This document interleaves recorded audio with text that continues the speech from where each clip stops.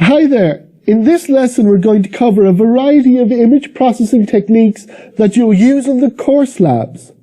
We've also included a mini lesson on convolution which will help you understand this crucial concept. Hi, in this lesson we'll look at some of the general image processing concepts and techniques we use in the labs or in other parts of this module. If you're comfortable with these image processing concepts and techniques, by all means skip this lesson and go to the next lesson. In this lesson, I capture these concepts and techniques and I give a quick summary here to refresh those of us who haven't worked with these techniques for a while. Also, if you're struggling to keep up with other parts of the lesson, then you might like to dip into this section and refresh your memory of these general concepts and techniques. In this lesson we're going to cover the first concept, which is that images can be represented as matrices of numbers in a variety of ways. Then we're going to look at some of the filtering techniques which we use in the labs, such as erosion and dilation. And then finally, many techniques that we're talking about here depend on convolution, so you'll find a short refresher around convolution also in this lesson. We most often represent images as matrices of numbers. On this slide there are three matrices, starting with a matrix representing a color image, then a matrix representing a grayscale image, then a matrix representing a black and white image. If you look first of all at the matrix on the top of the left as you look at the screen, we'll see how color images can be represented as matrices.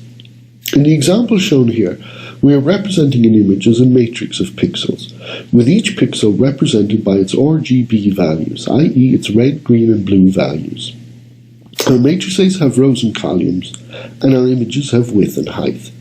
To represent an image, a matrix can simply contain a row for each pixel across the image and a column for each pixel down the image. So the number of rows in our matrix matches the image width, and the number of columns in our matrix matches the image height. And then each element in our matrix will hold a pixel. Let's say that the pixel is represented by three 8-bit values, representing the red, green and blue values of that pixel. So for an image of 1080 by 640, we'll be using data in the order of 1080 multiplied by 640 multiplied by 3, or approximately 2 megabytes per matrix. Now, let's turn our attention to the matrix in the middle of the screen. We will also often represent our images using grayscale values, where for each pixel we convert our three RGB values into a single grayscale value. So it's got a very similar shape to the first matrix, just with one grayscale value at each element of the matrix rather than three values. Finally, please turn your attention to the third matrix on the screen. We often represent our images using black and white. For instance, we'll often pick a grayscale value and arbitrarily assign everything below that value to 0, i.e. black, and everything above that value to 1, i.e. white. Our tool chains do not always line up nicely with us, and we must be conscious that different libraries can store images in different ways. Some store images in BGR instead of RGB, and some use different data types to represent pixel values. For instance, unsigned 8, unsigned 32, 32-bit float, 64-bit float, and so on. And they're also free to store the matrices in column order or in row order. All this can become quite confusing, particularly in the lab work, and it's important to keep our mental model quite precise. So we'll be making use of operators like NumPy shape and NumPy dtype through the labs. So as you can see in this little example, OpenCV returns rows, columns and channels to a color images shape and returns uint8 as a color images dtype. OpenCV stores images in BGR format, i.e. channel 0 contains blue, not red. And there are a few places in the labs where we adapt images to take this into account. Several of the labs use what are referred to as morphological operations. Put simply, morphology is just a technique for processing digital images. Mathematical morphology is a technique for processing geometrical structures. There are two basic morphological operations, erosion and dilation, and two other common operations that build upon erosion and dilation, that is, opening and closing. And finally, we'll look at a sister technique called the distance transformation that we use in one of the labs. In each case, rather than focusing on the maths behind the techniques, I'm going to focus on an image-based explanation of what each technique does for us. Erosion is removing the boundary pixels of objects. In simple terms, it's a technique to make objects thinner. The square on the left has been eroded to create the square on the right. You should see that the square on the right is thinner than the square on the left, and that's erosion. Dilation is increasing object boundary to background. Again, in simple terms, it's a technique to make objects thicker. The square on the left has been dilated to create the square on the right. You should see that the square on the right is thicker than the square on the left.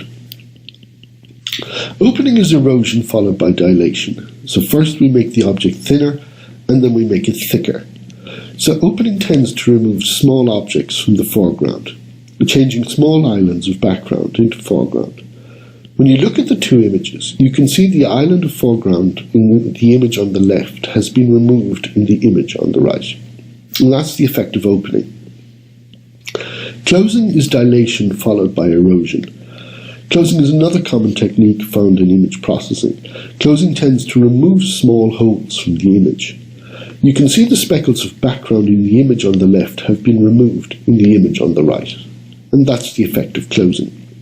Opening and closing are two general purpose tools for removing speckles from images and for joining up regions of foreground. The distance transformation is a process of representing the foreground of a binary image with the distance from the nearest obstacle or background pixel. It has the effect of fading out the edges of the foregrounds and removing small islands of foreground while preserving the foreground centers. You can see that the edges in the image on the left have been faded in the image on the right, but the center of the images are still quite distinct. Now, let's turn our attention to convolution. So what is convolution? Convolution is the process of adding each element of an image to its local neighbors, weighted by a kernel. Note that convolution is not the same as matrix multiplication, despite sharing a symbol with it. For example, if we have two 3x3 matrices as shown here, where the first matrix is a kernel, and the second matrix is the piece of an image, convolution is the process of flipping the rows and columns of the kernel, then multiplying locally similar entries, and finally summing. So let's look at our simple example. We'll just look at one pixel in the image matrix, the pixel at 2, 2, containing the value 5. At pixel 2, 2, as I've already said, the result will be the weighted combination of all the entries in the image matrix where the weights are taken from the kernel matrix.